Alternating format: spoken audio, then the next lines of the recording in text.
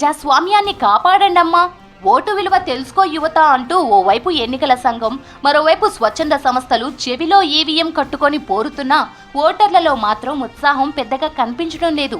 ఇప్పటిదాకా జరిగిన 3 విడతల పోలింగ్లో ఓటింగ్ మందకొడిగానే నమోదైంది. 2019తో పోలిస్తే తగ్గింది కూడా.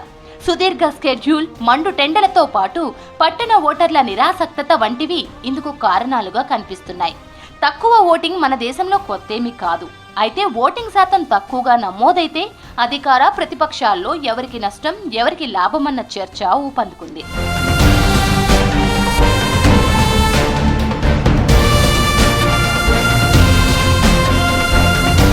భారత్లో ప్రజాస్వామ్య సౌధాన్ని పేదలు, మధ్యతరగతి ప్రజలు, గిరిజనులు, దళితులే కాపాడుకుంటున్నారు. సంపన్నులు, విద్యావంతులు ఎన్నికల ప్రక్రియకు దూరంగా ఉంటున్నారు. ఎన్నికలు, ప్రభుత్వ విధానాలపై తరచూ చర్చించి తమ అభిప్రాయాన్ని వెల్లడించే వర్గాలు పోలింగ్ రోజు మాత్రం నిర్లక్ష్యంగా ఉంటున్నాయి.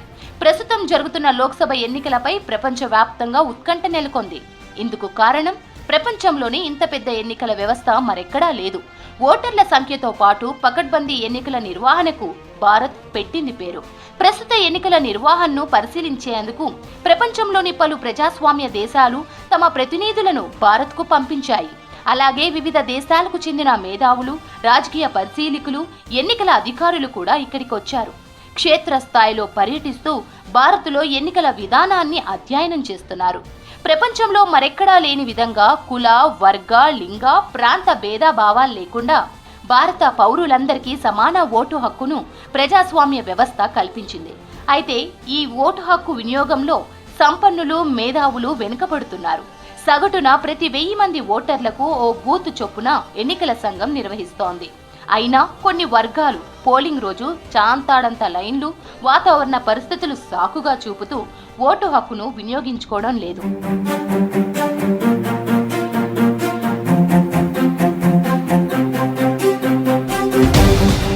నగరాల్లో నివసించే వారిలో అక్షరాస్యత శాతం ఎక్కువగా ఉన్నా ఎన్నికలకు సంబంధించి నిరక్షరాస్యులుగా వ్యవహరిస్తూ పోలింగ్ కేంద్రాలకు వెళ్లడం లేదు.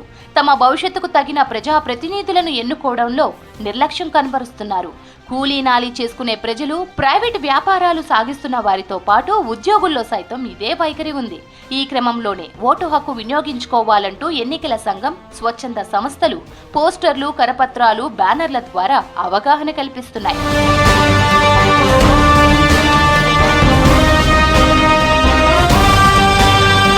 పార్లమెంటరీ ప్రజాస్వామ్యంలో ఓటు వెన్నెముక లాంటిది.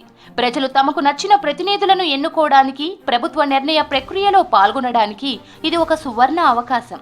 బ్రిటిష్ పాలన నుంచి స్వాతంత్ర్యం వచ్చిన తరువాత భారతదేశ ప్రజాస్వామ్య ప్రయాణానికి నాంది పలికిన మొదటి లోక్సభ ఎన్నికలు అక్టోబర్ 25, 1951 నుంచి ఫిబ్రవరి 21, 1952 వరకు 4 నెలల పాటు జరిగాయి.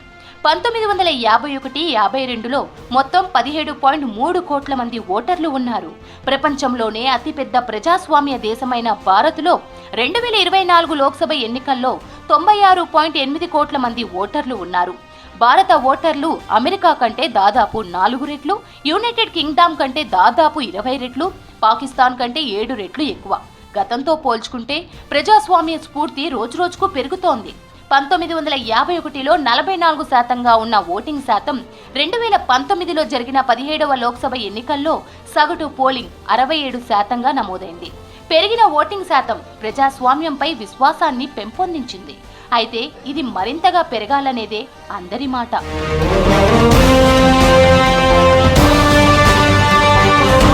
ప్రతి ఓటు ప్రజల జీవితాలను మెరుగుపరచడానికి ఉపయోగపడే అమూల్యమైన సాధనం. ఇవాళ మారుతున్న జీవన పరిస్థితుల దృష్ట్యా ప్రజలు వివిధ రంగాల్లో తలమునకలై ఉంటున్నారు. ఓటింగ్ రోజు తమ ఓటు హక్కు వినియోగించుకోకపోవడంతో ఓటింగ్ శాతం మెరుగైన స్థాయిలో నమోదు కావడం లేదు. ముఖ్యంగా టౌన్లలో జీవించే ఓటర్లు పోలింగ్ స్టేషన్లకు వెళ్లడానికి ఇష్టపడడం లేదు. దీనికి ముఖ్య కారణాలలో ఒకటి రాజకీయ నాయకులపై విరక్తి. ప్రజా సమస్యలను పరిష్కరించడంలో నాయకులు నిర్లక్ష్యం వహిస్తున్నారనే ధోరణి కూడా వారిలో కనిపిస్తోంది.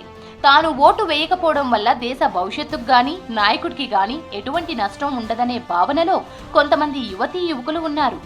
కానీ ఒకసారి గత ఎన్నికల ఫలితాలను పరిశీలించినట్లయితే ఒక్క ఓటుతో వివిధ పార్టీల అభ్యర్థులు ఎంపీ, ఎమ్మెల్యేగా ఓడిపోయిన సంఘటనలు ఎన్నో ఉన్నాయి.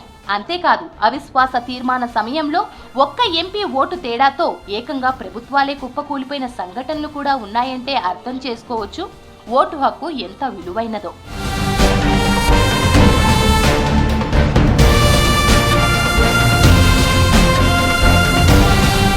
కేవలం ఒక్క ఓటు ప్రజల భవిష్యత్తును మార్చడంలో కీలక పాత్ర పోషిస్తుంది అనడానికి కొన్ని ఉదాహరణలు ఇప్పుడు చూద్దాం. 2004 కర్ణాటక అసెంబ్లీ ఎన్నికల్లో జేడీయూకి చెందిన ఏఆర్ కృష్ణమూర్తి అనే అభ్యర్థి కేవలం ఒక్క ఓటు తేడాతో కాంగ్రెస్కు చెందిన ఆర్ ధ్రువనారాయణ చేతిలో ఓడిపోయారు. సంతిమారహల్లి అసెంబ్లీ స్థానంలో ఈ ఘటన జరిగింది. కృష్ణమూర్తికి 40,751 ఓట్లు రాగా ధ్రువనారాయణ కేవలం ఒక్క ఓటు అదనంగా రావడం వల్ల 40,752 ఓట్లతో విజయం సాధించారు. 2008లో రాజస్థాన్లో జరిగిన అసెంబ్లీ ఎన్నికల సమయంలో ఇలాంటి సంఘటన ఒకటి జరిగింది. నాదద్వారా అసెంబ్లీ నియోజకవర్గం నుంచి కాంగ్రెస్కు చెందిన సిపి జోషి, బీజేపీకి చెందిన కళ్యాణ్ సింగ్ చౌహాన్ పోటీ పడ్డారు. ఫలితాలు వెల్లడైనప్పుడు చౌహాన్కు 62,216 ఓట్లు రాగా జోషికి 62,215 ఓట్లు వచ్చాయి. కేవలం ఒక్క ఓటు తేడాతో చౌహాన్ ఎమ్మెల్యేగా గెలుపొందారు. ఆ ఎన్నికల్లో రాజస్థాన్ కాంగ్రెస్ అధ్యక్షుడిగానే కాకుండా ముఖ్యమంత్రి పదవికి కూడా ముందంజలో ఉన్న జోషికి ఇది షాక్ ఇచ్చింది. ఆయన తన పార్టీని విజయ పదంలో నడిపించినా కేవలం ఒక్క ఓటు తేడాతో తన సొంత సీట్ను కోల్పోయారు. 2018లో జరిగిన మిజోరాం అసెంబ్లీ ఎన్నికల్లోనూ తువావల్ నియోజకవర్గంలో మిజోరాం నేషనల్ ఫ్రంట్ కి చెందిన లాల్ చందమా రాల్టే కేవలం 3 ఓట్ల తేడాతో సిట్టింగ్ కాంగ్రెస్ ఎమ్మెల్యే ఆర్ఎల్ పియన్మావియాను ఓడించారు. 1989లో కాంగ్రెస్ నుంచి పోటీ చేసిన కొనతాల రామకృష్ణ కేవలం 9 ఓట్లతో ఏపీలోని అనకాపల్లి స్థానం నుంచి లోక్సభ ఎన్నికల్లో విజయం సాధించారు. 2019లో జరిగిన సాధారణ ఎన్నికల్లో 7 విజేతలు 2,000 కంటే తక్కువ ఓట్ల తేడాతో గెలుపొందారు. కాబట్టి ప్రతి ఓటు చాలా విలువైనది.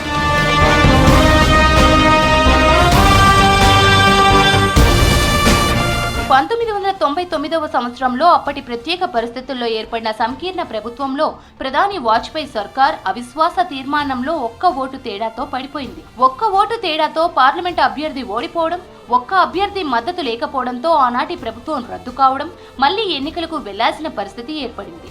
ఈ నేపథ్యంలో ప్రతి పౌరుడు బాధ్యతగా తమ ఓటు హక్కును వినియోగించుకోవాల్సిన అవసరం ఎంతో ఉంది.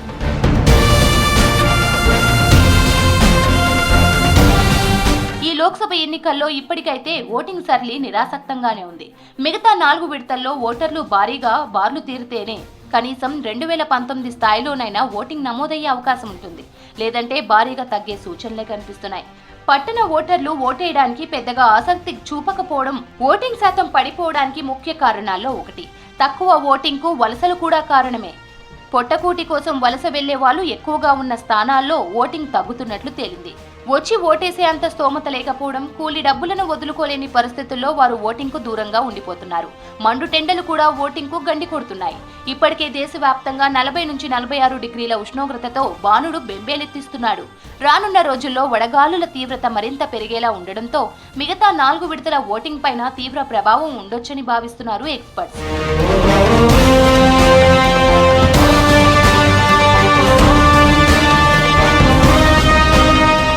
2019లో 67.4% ఓటింగ్ జరిగినా వాస్తవంగా చూసుకుంటే 30 కోట్ల మంది ఓటే వేయలేదు.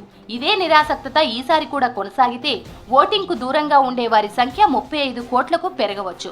ఓటింగ్ భారీగా తగ్గడం దేనికి సంకేతమన్న దానిపైన పలు రకాల వాదనలు ఉన్నాయి.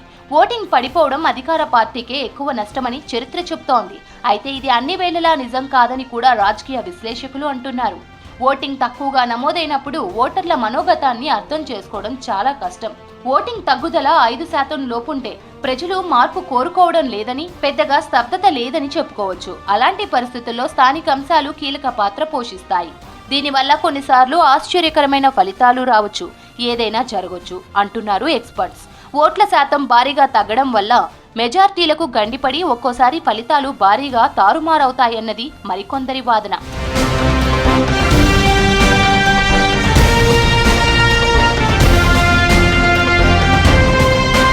భిన్నత్వంలో ఏకత్వంలా ఐక్యమత్యంగా ప్రజాస్వామ్యయుతంగా ఎన్నికలను నిర్వహించుకోవడం భారతదేశం గొప్పతనం. ఈ గొప్పతనాన్ని మరింత ఇనుమడింప చేయాలంటే ప్రతి భారత పౌరుడు తమకు లభించిన ఓటు హక్కును వినియోగించుకున్నప్పుడు మాత్రమే ఇది సాధ్యమవుతోంది. ప్రజాస్వామ్యాన్ని మరింత బలోపేతం చేయడం కోసం, ప్రజల సౌకర్యాలను మెరుగుపరచడం కోసం ప్రతి పౌరుడు విధిగా ఎన్నికల రోజు తమ ఓటు హక్కును వినియోగించుకొని తమ కర్తవ్యాన్ని బాధ్యతగా నిర్వర్తించాలి. నా ఓటు వేయకపోతే ఏమవుతుంది అనే ఆలోచన నుంచి నా ఒక్క ఓటుతోనే అభ్యర్థులు గెలుస్తారు, ప్రభుత్వాలు నిలబడతాయన్న విశ్వాసంతో ముందుకు వెళ్లాల్సిన అవసరం ఉంది. ఓటు వేసినప్పుడు మాత్రమే ఇచ్చిన హామీలను నెరవేర్చని ప్రజాప్రతినిధులను నిలదీసే హక్కు ఉంటుంది. ప్రభుత్వాలను ప్రశ్నించే రైట్స్ కూడా ఉంటాయి. మన తలరాతను మార్చే నాయకులను ఎన్నుకునే వజ్రాయుధం ఓటు. 18 ఏండ్లు దాటిన పౌరులకు ఓటు ఒక హక్కు. మన దేశంలో 1988 వరకు ఓటు వేయాలంటే కనీస వయసు 21 ఏండ్లు ఉండేది. కానీ చట్టసభల సభ్యులను ఎన్నుకోవడంలో యువతను భాగం చేయాలనే ఆలోచనతో 1988లో రాజ్యాంగ సవరణ చేసి మరీ ఓటు హక్కు వయసును 21 ఏండ్ల నుంచి 18 ఏండ్లకు తగ్గించారు. కానీ ఈ అవకాశాన్ని మాత్రం యువత ఉపయోగించుకోవడం లేదనేది తాజా లెక్కలను బట్టి చూస్తే తెలుస్తోంది. దేశం ప్రగతి దిశగా సాగాలంటే సమర్థులనే పాలకులుగా ఎన్నుకోవాలి. ప్రతి ఒక్కరూ విధిగా ఓటు హక్కును సద్వినియోగం చేసుకుంటే సుపరిపాలన అందించే ప్రభుత్వం ఏర్పాటవుతోంది. నిర్లక్ష్యం వహిస్తే తగిన మూల్యం చెల్లించక తప్పదు. అందుకే ఓటు చేసే మేలును గుర్తించిన కొన్ని దేశాలు దాన్ని సద్వినియోగం చేసుకోవడం తప్పనిసరి చేస్తూ చట్టాలు చేశాయి. మన వద్ద శిక్షలు, విచారణలు, జరిమానాలు లేవు. ఆంక్షలు అసలే ఉండవు. ఓటర్ల కోసం ప్రభుత్వాలు సకల సౌకర్యాలు కల్పిస్తున్నా చాలా మంది పోలింగ్ కేంద్రాలకు వెళ్లడం లేదు. మన దగ్గర తక్కువ పోలింగ్ శాతం నమోదవుతున్న నేపథ్యంలో ఓటు వేయడం తప్పనిసరి చేయాలని డిమాండ్ వస్తోంది.